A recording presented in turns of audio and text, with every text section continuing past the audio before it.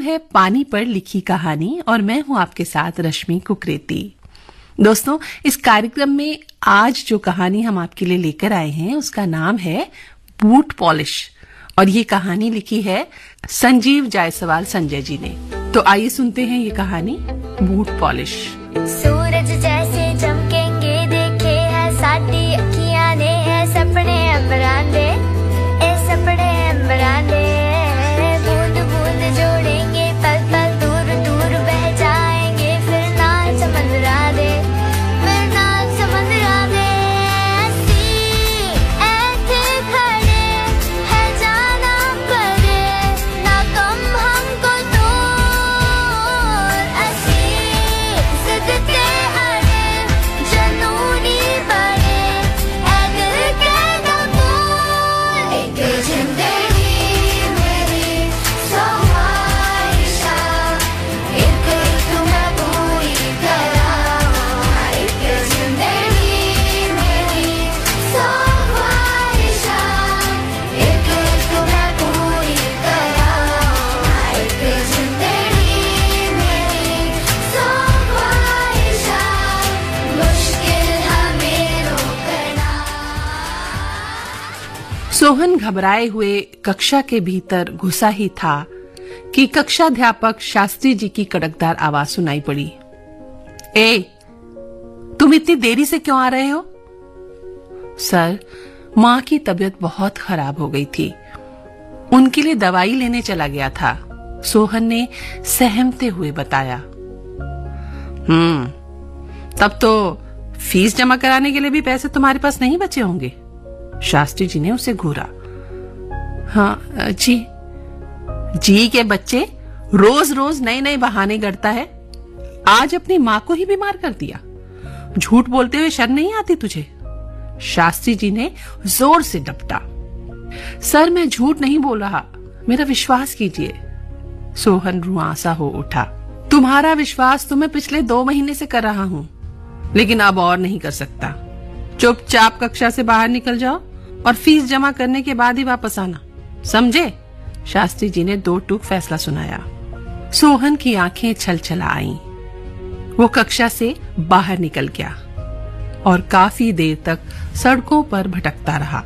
थककर कस्बे के railway station के सामने एक बेंच पर बैठ गया और अपनी जिंदगी के बारे में सोचने लगा। उसके पिता एक गरीब मजदूर थे, मगर वो अपने बेटे को पढ़ा लिखा कर बड़ा अफसर बनाना चाहते थे। अचानक पिछले साल एक दुर्घटना में उनकी मृत्यु हो गई थी। उनके इलाज में माँ के गहने तक बिक गए थे। उसके बाद माँ बहुत मुश्किलों से उसे पढ़ा रही थी, किंतु बीमार पड़ जाने के कारण पिछले 2 महीने से वो उसकी फीस जमा नहीं करवा पाई थी। कल शास्त्री जी ने नाम काटने की धमकी दी थी, तब माँ ने घर का राशन बेचकर फीस के पैसे का इंतजाम किया था, मगर आज उनकी तबीयत बहुत ज्यादा खराब हो गई थी और सोहन उस पैसे से दवाई ले आया। अब ना तो स्कूल में फीस जमा कराने के पैसे थे और ना ही घर में खाने के लिए राशन। सोहन की समझ में नहीं आ रहा था कि वो क्या करे। भगवान के नाम पर 1 रुपया दे दो, वो तुम्हारे सारे दुख दूर कर देगा। अचानक एक दर्द भरी आवाज सुनाई पड़ी तो सोहन चौंक उठा। अपनी ही उम्र का एक बच्चा उसके सामने हाथ फैलाए खड़ा था। सोहन ने पूछा, भाई तुम भीख क्यों मांगते हो? भीख ना मांगू तो क्या बूट पॉलिश करूं? उस लड़के ने बुरा सा मुंह बनाया। भीख मांगने से तो यही अच्छा काम होगा, सोहन ने समझाया।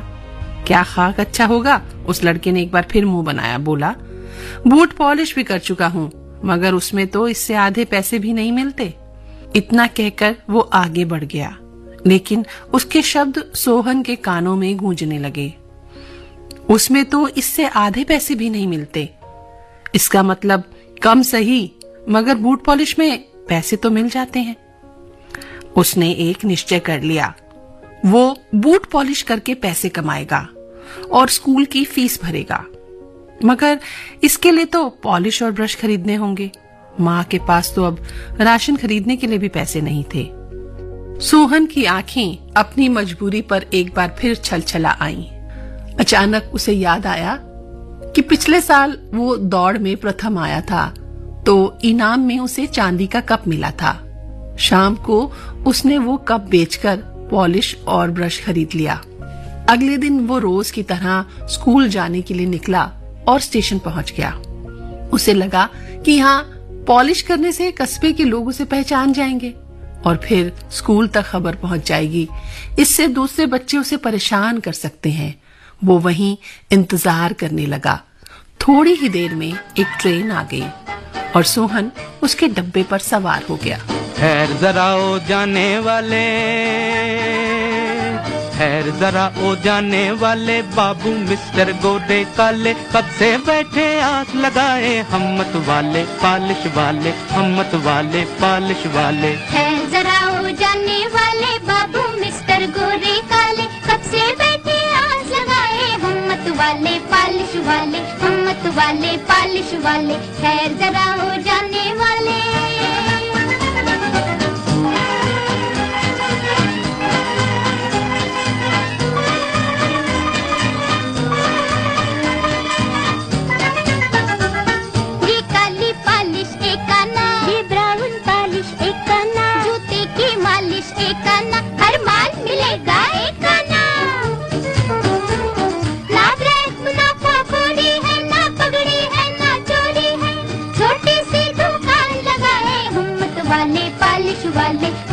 वाले पालिश वाले, ठहर जरा हो जाने वाले, बाबू मिस्टर गोरे काले, कब से बैठे आस लगाए, हम वाले पालिश वाले, हम वाले पालिश वाले। ठहर जरा हो जाने वाले।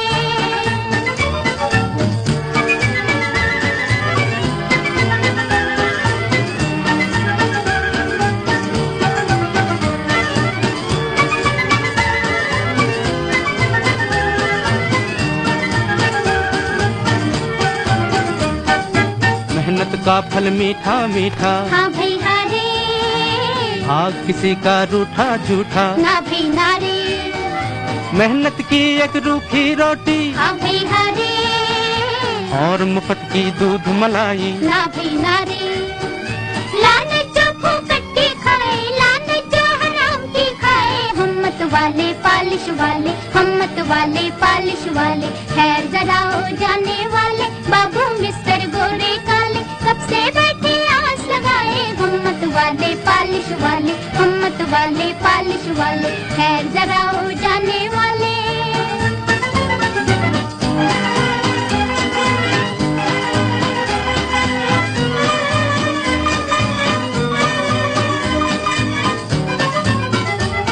पंडित जी मंत्र पढ़ते हैं, वो गंगा जी नहलाते हैं, हम पेट का मंत्र पढ़ते हैं, जूते का मुंह चमकाते हैं।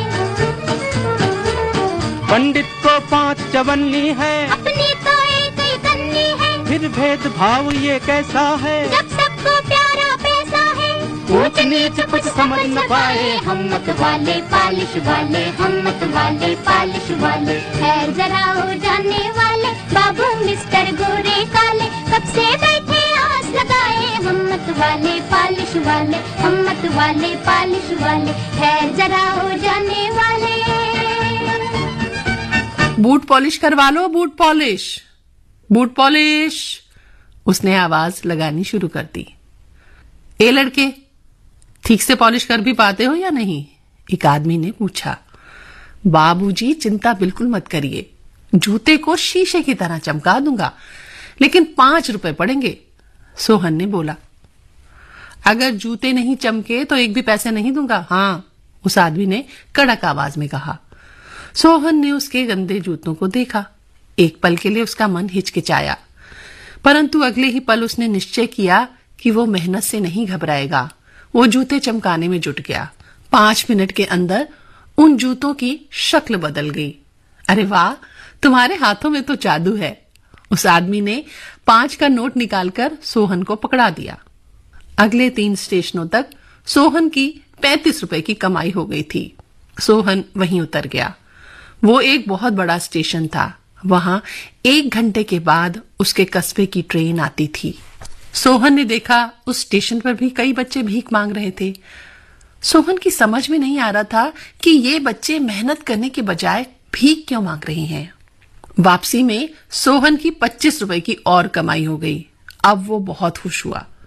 डॉक्टर के पास जाकर उसने 30 रुपए की दवाई ले ली, बाकी 20 रुपए का आटा लिया और 10 रुपए के आलू खरीद लिए। माँ ने ये सब देखा तो पूछा, बेटा इसके लिए पैसा कहाँ से आया? सोहन को कोई जवाब नहीं सूझा। माँ ने अपना प्रश्न दोहराया, किंतु सोहन ने कोई जवाब नहीं दिया। माँ बोली, कहीं तूने कोई गलत काम तो नहीं किया बेटा? हाँ माँ, क्या तुम्हें अपने बेटे पर भरोसा नहीं है? भरोसा तो है बेटा, तभी तो पूछ रही हूं। सच सच बता, पैसे कहाँ से लाया? मैं आपसे झूठ नहीं बोल सकता माँ, मैंने रेलगाड़ी में बूट पॉलिश कर आज 60 रुपए कमाए हैं, सोहन ने धीमे से स्वर में कहा। क्या तूने लोगों के जूते साफ किए हैं? माँ का स्वर आश्चर्य और दुख से कांप उठा। हाँ माँ, तेरे पिताजी तुझे बड़ा अफसर बनाना चाहते थे और तू लोगों के जूते साफ कर रहा है। माँ की मजबूरी उसकी आंखों से बह निकली। मुझे भी पिताजी का सपना पूरा करना है माँ, लेकिन उसके लिए स्कूल की फीस भी तो जमा करना जरूरी है, इसीलिए मैं मेहनत करके पैसा कमा रहा हूँ, सोहन ने कहा।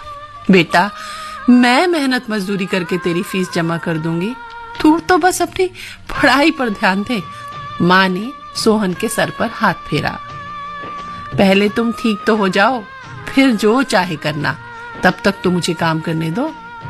लेकिन इस तरह दूसरों के जूते साफ करना। माँ के आंसू एक बार फिर बह निकले और आगे के शब्द उनकी हिचकियों में खो गए। आशीष दुआ बनके माँ के होठों पे आए, आशीष दुआ बनके माँ के होठों पे आए।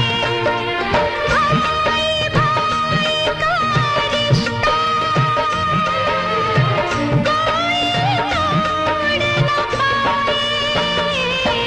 आशीष दुआ बनके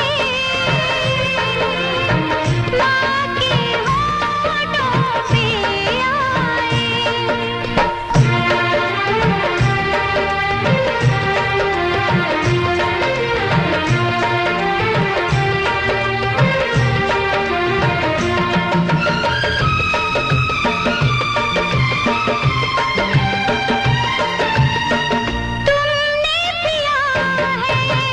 दूध हमारा एक लहू एक रंग तुम्हारा,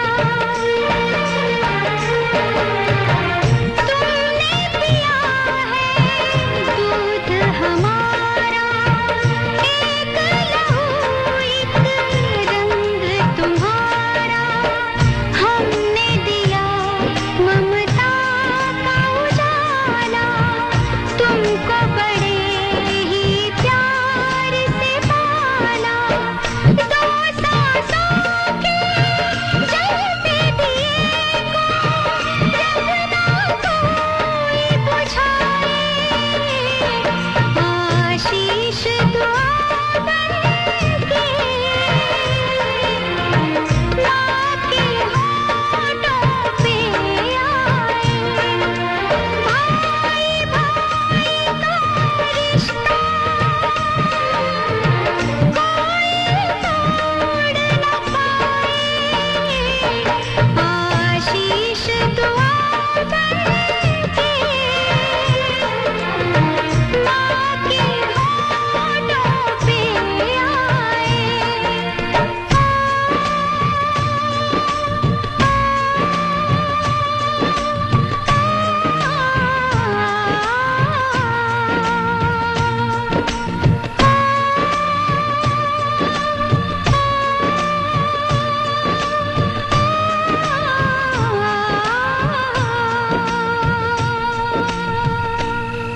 बहुत से मजदूर बच्चे भीख मांगते हैं, तेरा बेटा तो उनसे अच्छा है, कम से कम भीख तो नहीं मांगता।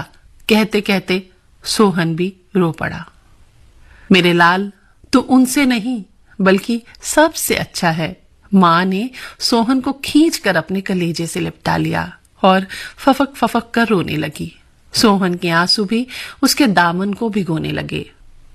अगले दिन सोहन की 80 रुपए की कमाई हुई और उसके अगले दिन 100 रुपए की।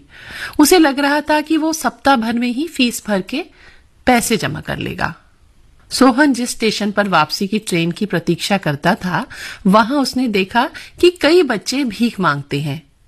उसके बाद वो उस पैसे को सिगरेट और मौज मस्ती में उड़ा देते हैं। उसने उन्हें कोई काम करने की सलाह तो दी, लेकिन कोई भी उसकी बात मानने के लिए तैयार नहीं था। उल्टे कई लड़के तो उसी से लड़ाई करने के लिए तैयार हो गए। कुछ सोचकर सोहन अगले दिन अपना बस्ता साथ ले गया। उसने उन बच्चों को समझाया कि वो उनको पढ़ाना चाहता है, इसके लिए वो उनसे कोई पैसे नहीं लेगा। ज्यादातर बच्चों ने उसकी बात पर विश्वास ही नहीं किया, लेकिन 2 बच्चे पढ़ने को तैयार हो गए। 1 2 3 4 1 2 3 4 भैया बनो होशियार। 1 2 3 4 भैया बनो होशियार। सबका है कहना अनपढ़ ना रहना, जाओ गुरु जी के द्वार।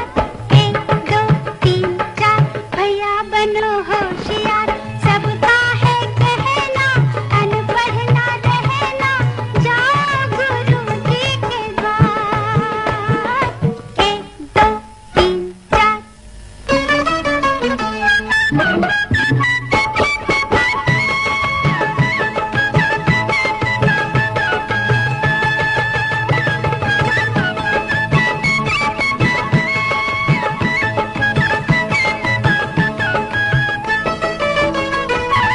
पट्टी लिखना पोथी भी पढ़ना, पट्टी लिखना पट्टी लिखना पोथी भी पढ़ना, सारे जग में चम चम चमकना मेरे भैया, ओ प्यारे भैया। फिर तो पहनोगे फूलों के हार। 1 2 3 4 भैया बनो होशियार। सबका है कहना अनपढ़ ना रहना, जाओ गुरु जी के द्वार। 1 2 3 4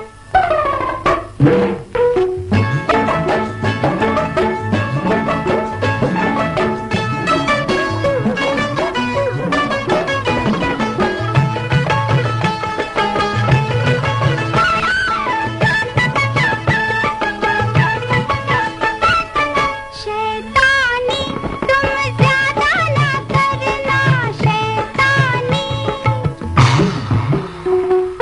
शैतानी तुम ज्यादा ना करना, पंडित जी के गुस्से से डरना मेरे भैया, अच्छे भैया।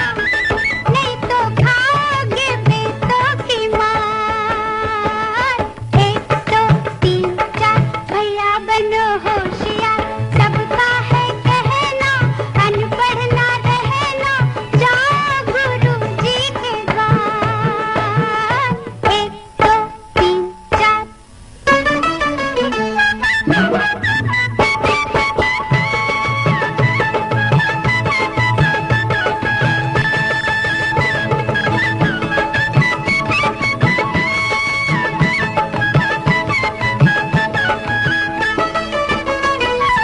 पढ़कर सीधे घर को ही आना, पढ़कर सीधे पढ़कर सीधे घर को ही आना, मीठे मीठे लड्डू भी खाना मेरे भैया, ओ मीठे भैया। फिर मैं लूंगी भलैया 1000। 1 2 3 4 भैया बनो होशियार। सबका है कहना अनपढ़ ना रहना, जाओ गुरु जी के द्वार। 1 2 3 4 वापसी की ट्रेन आने तक सोहन उन दोनों को पढ़ाता रहा। इससे उसके मन को बहुत शांति मिली। वो दोनों बच्चे भी बहुत प्रसन्न थे। 2 दिन बाद उन्होंने अपने एक और साथी को पढ़ने के लिए राजी कर लिया। धीरे धीरे 7 दिन बीत गए। सोहन रोज माँ की दवाई लाता रहा, फिर भी उसके पास फीस भरने के लिए पैसे जमा हो गए। वो सोमवार को फीस लेकर स्कूल पहुंचा। देखा बच्चों, सीधी उंगली से घी नहीं निकलता। जब स्कूल से बाहर निकाल दिया तो कैसे हुआ फीस का इंतजाम? हाँ, शास्त्री जी ने विजयी मुद्रा में कहा।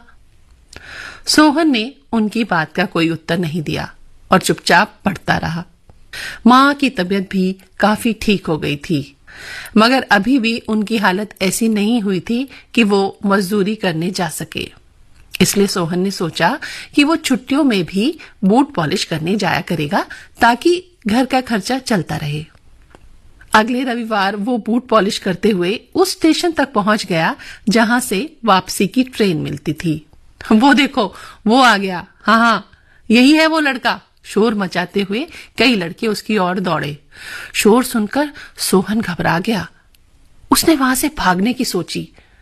वो जा ही रहा था कि उसने देखा कि सबसे आगे वही 3 लड़के हैं जिनको पिछले सप्ताह उसने पढ़ाया था। भैया, भैया, आप कहाँ चले गए थे?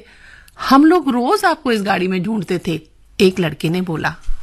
ये देखिए, हमारे कितने सारे दोस्त आपसे पढ़ने के लिए तैयार हो गए हैं, दूसरे ने बोला।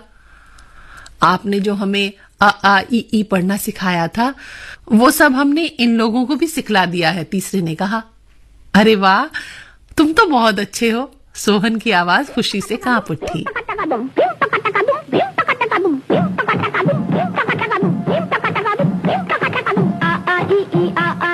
मास्टर जी की आ गई चिट्ठी, चिट्ठी में से निकली बिल्ली, अरे चिट्ठी में से निकली मास्टर जी की आ गई चिट्ठी। वो बच्चे स्लेट और चौक भी खरीद लाए थे। सोहन उन सबको एक पंखे के नीचे बिठाल कर पढ़ाने लगा। एक कुली खाली समय में उसी पंखे के नीचे बैठकर आराम करता था। उससे ये देखा नहीं गया। उसने स्टेशन मास्टर के पास जाकर शिकायत की कि पंखे के नीचे भिखारी जमा होकर तमाशा कर रहे हैं। इससे दूसरे यात्रियों को परेशानी हो रही है। स्टेशन मास्टर को भिखारियों से बहुत चिढ़ थी। वो तमतमाता हुआ वहां आया, लेकिन वहां का दृश्य देखकर तो वो आश्चर्य में पड़ गया। उसने सोहन से बात की तो वो अपनी पूरी कहानी बताता चला गया। बेटे, तुमने तो कमाल ही कर दिया। जो काम सरकार और बड़ी बड़ी समाज सेवी संस्थाएं नहीं कर पाई वो तुमने कर दिया है। हाँ, स्टेशन मास्टर ने सोहन की पीठ थपथपाई। सर, अगर आपको हमारा काम अच्छा लगा है तो हमारी एक मदद भी कर दीजिए, सोहन बोला। हाँ हाँ, बताओ ना, तुम्हारे लिए कुछ भी करके मुझे बहुत खुशी हासिल होगी, स्टेशन मास्टर जी ने बोला। स्टेशन के किसी एक कोने की दीवार के एक छोटे से हिस्से को बस काले रंग से पुतवा दीजिए। मैं उसे ब्लैक बोर्ड बनवा लूंगा और छुट्टी वाले दिन इन बच्चों को पढ़ाया करूंगा, सोहन ने कहा। अरे, ये तो बहुत छोटा सा काम है, मैं तुरंत करवा दूंगा, स्टेशन मास्टर ने फौरन हामी भर दी। सोहन अब हर छुट्टी में वहां आकर बच्चों को पढ़ाने लगा। धीरे धीरे ऐसे बच्चों की संख्या बढ़ने लगी।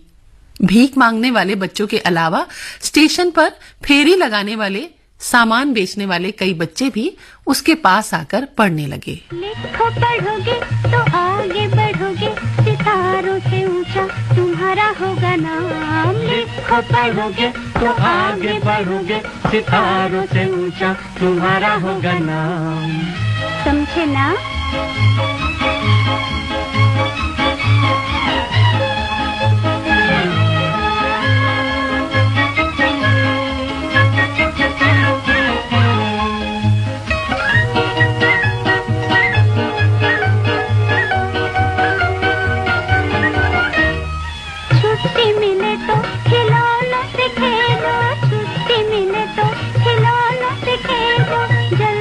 फिर तुम किताबों को ले लो, जल्दी से फिर तुम किताबों को ले लो। जी न चुराओ, बातें न बनाओ, जाहिर रहोगे तो होगे बदनाम। लिखो पढ़ोगे तो आगे बढ़ोगे, सितारों से ऊंचा तुम्हारा होगा नाम। अलिफ से बोलो, क्या होता है?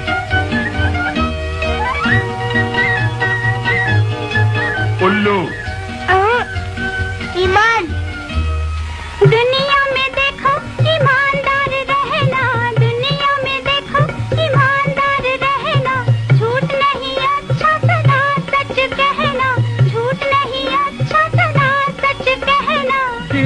किसी के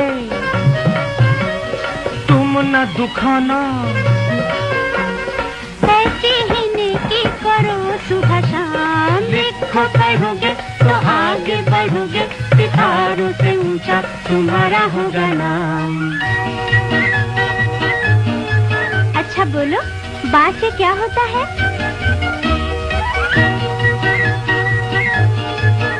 बंदर। बहादुर। बन के बहादुर तुम अपने वतन के, बन के बहादुर तुम अपने वतन के, निगे बाहर रहना तुम अपने चमन के, निगे बाहर रहना तुम अपने चमन के। इसको संभालो, गले से लगा लो, हो आजाद अब तो ना होना फिर गुलाम, लिखो पढ़ोगे तो आगे बढ़ोगे, सितारों से ऊंचा तुम्हारा होगा नाम। अच्छा मुन्ना, बोलो ते से क्या होता है? तीतर। तकदीर। तकदीर क्या है तुम इसको बुला दो, तकदीर क्या है तुम इसको बुला दो, इल्म हुनर से अंधेरे मिटा दो, इल्म हुनर से अंधेरे मिटा दो। बढ़ते चलो तुम कदम को मिला के, फिर आएगी मंजिल करेगी सलाम, लिखो पढ़ोगे तो आगे बढ़ोगे, सितारों से ऊंचा तुम्हारा होगा नाम। माँ से बोलो क्या होता है?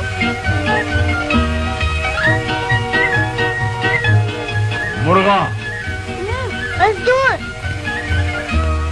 मजदूर निकले हैं तान के सीना, ये मजदूर निकले हैं तान के सीना, तुम भी करो कुछ और सीख लो जीना, तुम भी करो कुछ और सीख लो जीना। मेहनत करोगे समझे हाँ, तो फल भी मिलेगा, बड़ों ने कहा है आराम है हराम, लिखो पढ़ोगे तो आगे बढ़ोगे, सितारों से ऊंचा तुम्हारा होगा नाम। लिखो पढ़ोगे तो आगे बढ़ोगे, सितारों से ऊंचा तुम्हारा होगा नाम। एक दिन वापस लौटते समय एक डिब्बे में पहुंचकर उसने आवाज लगाई, बूट पॉलिश करवा लो, बूट पॉलिश। अबे खोपड़ी मत खा, आगे जा, यहां कोई पॉलिश वॉलिश नहीं करवाएगा। एक कड़कदार आवाज सुनाई दी। सोहन सहम कर पीछे हट गया। ये आवाज तो शास्त्री जी की थी। उसने छुपने की बहुत कोशिश की, लेकिन शास्त्री जी की तेज नजरों ने उसे देख ही लिया। सोहन बहुत घबराया, लेकिन उसने कहा कुछ नहीं। स्कूल में प्रतिदिन प्रार्थना सभा के बाद प्रधानाचार्य विद्यार्थियों को नैतिक शिक्षा के संबंधित कुछ बात जरूर बताते थे, किंतु अगले दिन शास्त्री जी उनसे पहले ही माइक पर आ गए। बोले, बच्चों, आज मैं आप लोगों का परिचय एक ऐसे विद्यार्थी से करवाना चाहता हूं जो दूर दूर तक हमारे स्कूल का नाम रोशन कर रहा है। इतना कहकर उन्होंने सोहन को अपने पास बुलाया। सोहन सहमता हुआ करीब पहुंचा तो उसका हाथ उठाते हुए शास्त्री जी बोले, ये श्रीमान जी मान अपमान जैसी चीजों से मीलों दूर हैं। ये ट्रेनों में जूते पॉलिश करके स्कूल का नाम रोशन कर रही हैं। आज तक ये स्कूल अपनी पढ़ाई के कारण जाना जाता था और अब यह बूट पॉलिश वालों के नाम से जाना जाएगा। ये सुन सारे बच्चे हंसने लगे। सोहन को लगा जैसे उसे सबके सामने खड़ा कर उसके कपड़े उतार दिए गए हों। उसकी आंखें भर आईं, किंतु शास्त्री जी को इसकी कोई परवाह न थी। वो चिल्लाते हुए बोले, रेलगाड़ियों में जूते पॉलिश कर स्कूल का नाम बदनाम करने वाला लड़का यहां नहीं पढ़ सकता। प्रधानाचार्य जी, मैं आपसे अनुरोध करता हूं, इस लड़के को स्कूल से निकाल दीजिए। जी हाँ शास्त्री जी, मैं भी आज आपको यही बताने वाला था कि सोहन अब स्कूल में नहीं पढ़ेगा। माइक पर प्रधानाचार्य की गंभीर वाणी गूंजी। सोहन आश्चर्य से भर उठा। वो प्रधानाचार्य को आदर्श मानता था। उसे विश्वास नहीं हो रहा था कि वो भी ऐसा कह सकते हैं। जी हाँ बच्चों, मैं सही कह रहा हूँ, सोहन अब स्कूल में नहीं पढ़ेगा।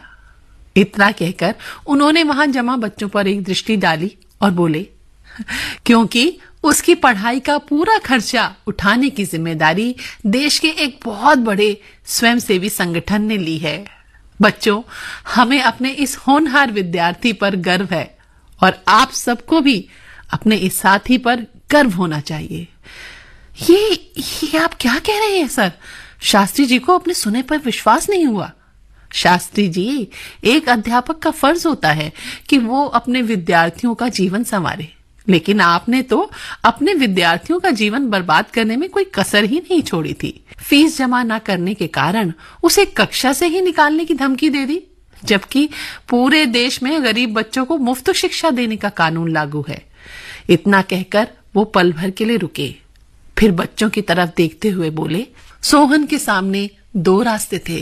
पहला ये कि वो सड़कों पर भीख मांगे या चोरी चकारी करे, दूसरा वो मेहनत कर अपनी माँ का इलाज करवाए, अपनी पढ़ाई जारी रखे। मुझे खुशी है कि सोहन ने दूसरा रास्ता चुना। उसने बूट पॉलिश की है, कोई चोरी नहीं की जिसे उसे या उसके स्कूल को शर्मिंदा होना पड़े। समझे मास्टर जी? उन्होंने सोहन को करीब बुलाया, उसके सर पर हाथ फेरा, फिर बोले, इस वीर बालक ने न केवल अपना जीवन सुधारने का प्रण किया है, बल्कि कई दूसरे असहाय बालकों का भी जीवन सुधारने का संकल्प लिया है। हर छुट्टी में ये एक स्टेशन पर भीख मांगने वाले बच्चों को मुफ्त में पढ़ाता है। इससे उस छोटे से स्कूल में हर हफ्ते विद्यार्थियों की भीड़ बढ़ती जा रही है। एक एनजीओ को जब इसकी संघर्ष की कहानी पता चली तो उसने राजधानी के सबसे बड़े स्कूल को खबर की। उस स्कूल ने कल ही इस होनहार बच्चे को अपने यहाँ एडमिशन देने की घोषणा की है। हाँ, और मुझे अपने इस बहादुर बेटे पर गर्व है और मुझे यकीन है कि आपको भी इस बहादुर साथी पर गर्व होगा, है ना? ये सुनकर तालियों की गड़गड़ाहट से पूरा मैदान गूंज उठा। सारे बच्चे सोहन सोहन चिल्ला रहे थे और सोहन की आंखों में खुशी के आंसू बहे जा रहे थे। जब शोर कुछ कम हुआ तो प्रधानाचार्य बोले, शास्त्री जी, ये शिक्षा का पवित्र मंदिर है। आप जैसे हृदयहीन व्यक्तियों की यहाँ कोई भी आवश्यकता नहीं है। अच्छा होगा कि आप अपना इस्तीफा स्वयं दे दें, वरना मुझे आपके खिलाफ कार्यवाही करनी होगी। ये सुनकर तो शास्त्री जी के होश उड़ गए। उन्होंने कल्पना भी नहीं की थी कि उनकी हरकत से उनकी ही नौकरी पर आंच आ जाएगी। उनकी समझ में नहीं आ रहा था कि वो क्या कहें। तभी सोहन ने प्रधानाचार्य से कहा, सर, राजधानी का स्कूल मुझे इतना बड़ा पुरस्कार दे रहा है, तो क्या मेरा स्कूल मुझे कोई पुरस्कार नहीं देगा? तुम्हें पुरस्कार देकर तो हम लोग स्वयं सम्मानित होंगे। बताओ तो क्या चाहिए तुम्हें? प्रधानाचार्य जी बोले। आप शास्त्री सर को माफ कर दीजिए, वो बहुत अच्छे अध्यापक हैं और मुझे विश्वास है कि बहुत से बच्चों की जिंदगी वो बना सकते हैं। सोहन ने बोला, प्लीज सर, मुझे माफ कर दीजिए, मैं दोबारा ऐसी गलती नहीं करूंगा। शास्त्री जी दोनों हाथ जोड़कर गिड़गिड़ा उठे। अगर माफी मांगनी है तो मुझसे नहीं, इस छोटे से बच्चे से मांगिए जिसके आप अपराधी हैं। प्रधानाचार्य ने शास्त्री जी को घूरा। शास्त्री जी सोहन की ओर मुड़े, किंतु इससे पहले कि वो कुछ कह पाते, सोहन बोल उठा, सर, मुझसे माफी मांगने के बजाय आप एक वादा कीजिए तो अच्छा होगा। बताओ मेरे बच्चे, मैं हर वादा पूरा करूंगा। शास्त्री जी बोले, मैं तो अब शहर चला जाऊंगा, इसलिए उस स्टेशन पर जिन बच्चों को मैं पढ़ाता था उन्हें छुट्टी वाले दिन पढ़ाने की जिम्मेदारी आप ले लीजिए। सोहन ने कहा, मेरे बच्चे, तुमने मुझे जीत लिया, मैं तुम्हारे आगे बहुत छोटा हूं। शास्त्री जी सोहन के गले लगकर फफक उठे। मैं न केवल ये वादा पूरा करूंगा, बल्कि प्रतिदिन अपने कस्बे में भी 1 घंटा ऐसे ही बेसहारा बच्चों को पढ़ाया करूंगा। ये सुनकर पूरा मैदान एक बार फिर तालियों की गड़गड़ाहट से गूंज उठा। देखो इन्हें, ये है होश की बूंदें, पत्तों की गोद में आसमां से कूदे, अंगड़ाई ले फिर करवट बदल कर, नाजुक से मोती हंस दे फिसल कर खो न जाए ये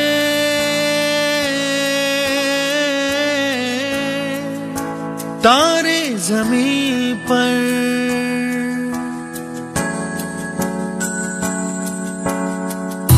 ये तो है सर्दी में धूप की किरणें उतरे जो आंगन को सुनहरा सा करने, मन के अंधेरों को रोशन सा कर दे, ठिठुरती हथेली की रंगत बदल दे, खो न जाए ये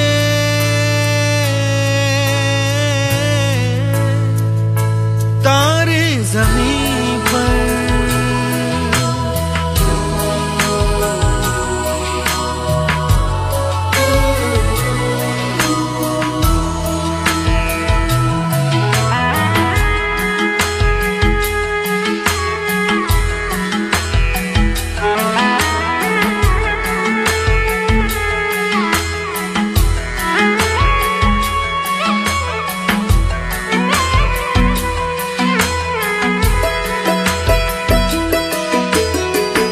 जैसे आँखों की डिबिया में निंदिया और निंदिया में मीठा सा सपना, और सपने में मिल जाए फरिश्ता सा कोई।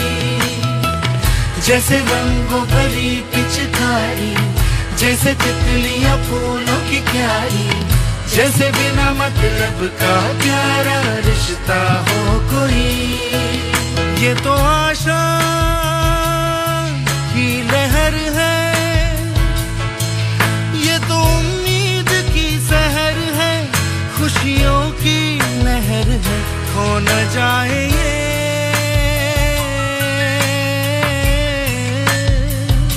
तारे ज़मीं पर।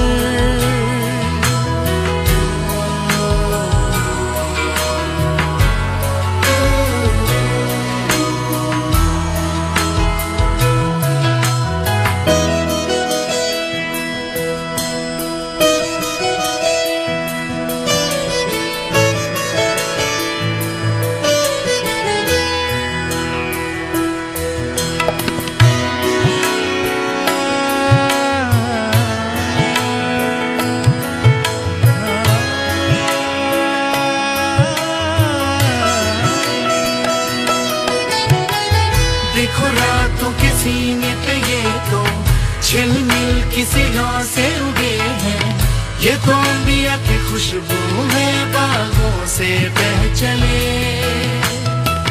जैसे कांच में चूड़ी के टुकड़े, जैसे खिले खिले फूलों के मुखड़े, जैसे बंसी कोई बजाए पेड़ों के तले। ये तो झोंके है पवन के, है ये घुंघरू जीवन के, ये तो सुर है चमन के, खो न जाए ये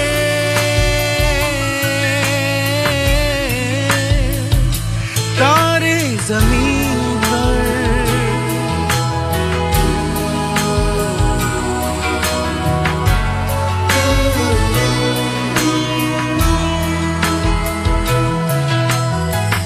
मोहल्ले की रौनक गलियां है जैसे, खिलने की जिद पर कलियां है जैसे, मुट्ठी में मौसम की जैसे हवाएं, ये है बुजुर्गों के दिल की दुआएं, खो न जाए ये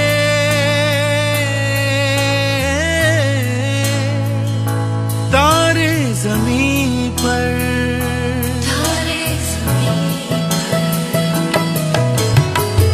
कभी बातें जैसे दादी नानी, कभी चमके जैसे मम्मम पानी, कभी बन जाए बोले सवालों की झड़ी। सन्नाटे में हंसी के जैसे, सूखे होठों पे खुशी के जैसे, ये तो नूर है बरसे कर तेरी किस्मत हो बड़ी। तो दोस्तों, ये थी कहानी संजीव जायसवाल संजय जी की लिखी हुई। ये मार्मिक कहानी संदेश देती है, जहाँ चाह वहाँ राह। आपको ये कहानी कैसी लगी हमें जरूर सूचित कीजिएगा। हमारा ईमेल नोट कर लीजिए fmgold@airdelhi@gmail.com। हमें आपके संदेशों की प्रतीक्षा रहेगी। और इसी के साथ रश्मि कुकरेती समेटती है ये कार्यक्रम, जिसका नाम है पानी पर लिखी कहानी, और कहती है नमस्कार।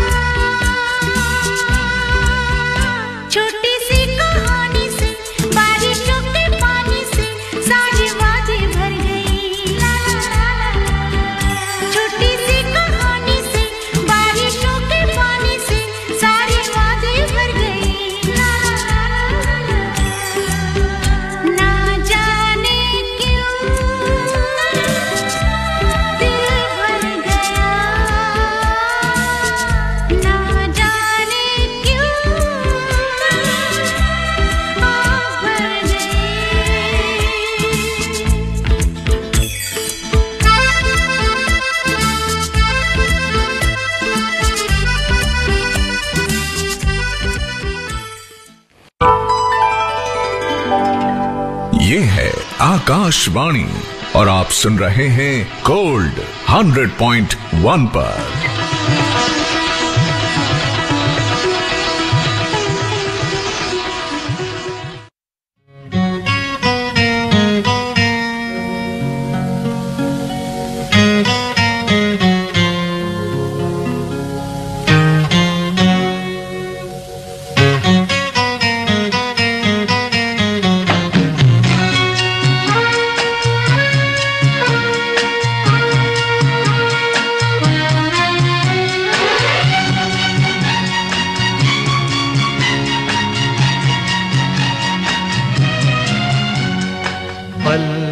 पल दिल के पास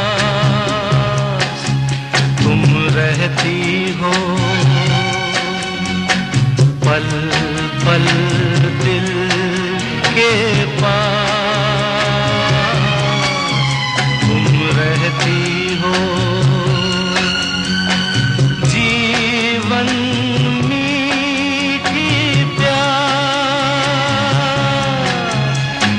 कहती हो,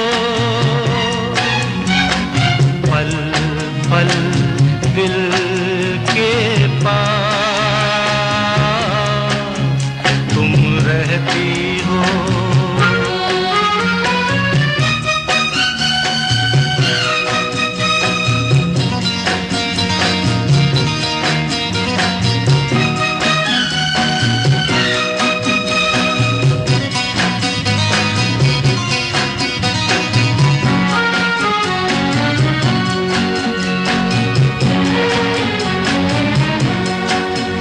हर शाम आँखों पर तेरा आँचल लहराए, हर रात यादों की बारात ले आए।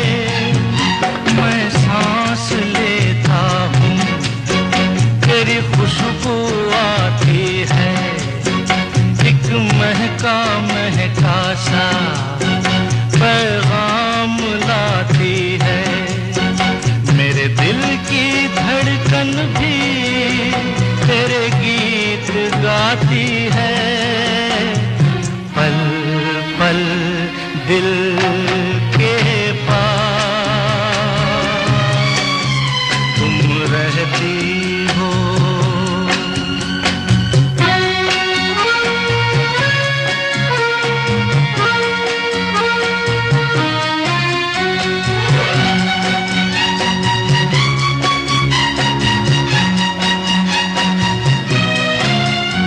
कल तुझको देखा था मैंने अपने आंगन में, जैसे कह रही थी तुम मुझे बांध लो बंधन में। ये कैसा रिश्ता है, ये कैसे सपने हैं, बेगाने होकर भी क्यों लगते अपने हैं। मैं सोच में रहता हूँ, डर डर के कहता हूँ, पल पल दिल के पास तुम रहती हो।